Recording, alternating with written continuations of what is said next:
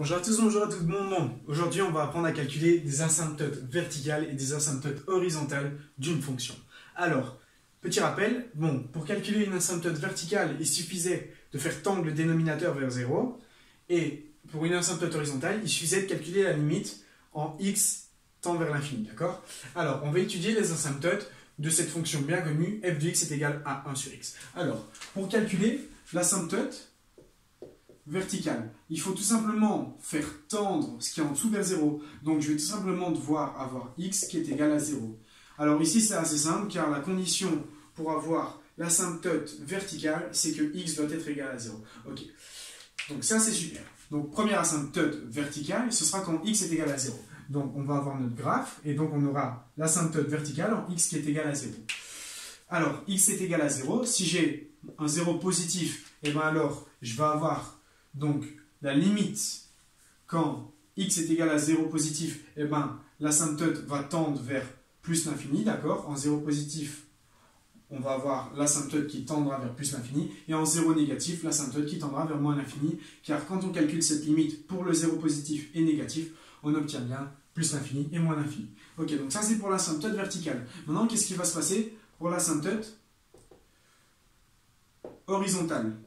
Alors, l'asymptote horizontale, c'est très simple. Il suffit juste de calculer la limite de f de x quand x tend vers l'infini. Donc, on va calculer la limite quand x tend vers l'infini positif de 1 sur x. Cette limite, si je fais 1 divisé par l'infini, c'est tout simplement égal à 0. D'accord?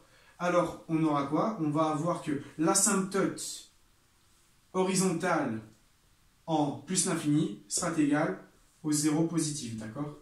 Donc ça, c'est une première asymptote. C'est l'asymptote pour le 0 positif. Maintenant, qu'est-ce qui va se passer quand on va calculer l'asymptote de x, quand x tend vers moins l'infini? Eh bien, je vais tout simplement devoir calculer encore la limite de 1 sur x quand x tend vers moins l'infini.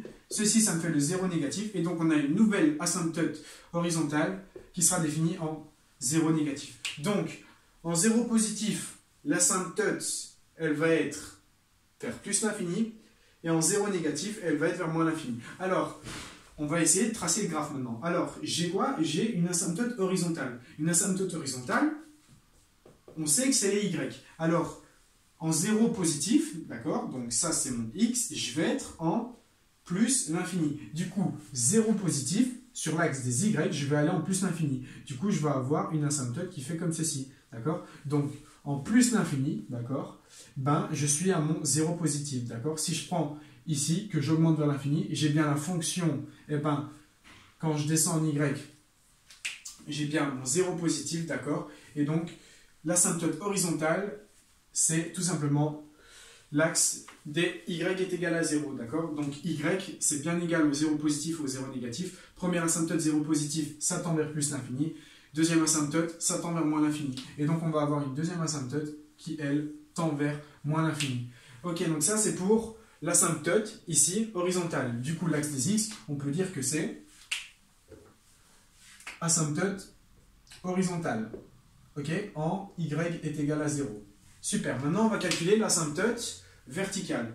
Alors, l'asymptote verticale, on a vu qu'on va avoir divisé par 0. Ok, donc, je divise par 0. Dans un premier temps, j'ai le 0 positif. Dans un deuxième temps, j'ai le 0 négatif.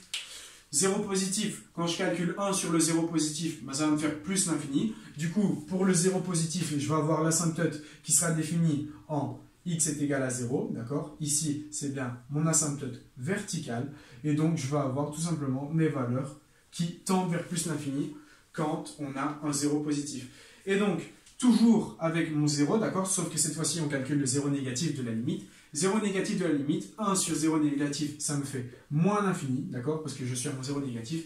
Et donc, à l'aide de nos asymptotes verticales et horizontales, on a su tracer le graphe de la fonction 1 sur x. Voilà. Donc ça, c'est pour le graphe de la fonction 1 sur x. Ok.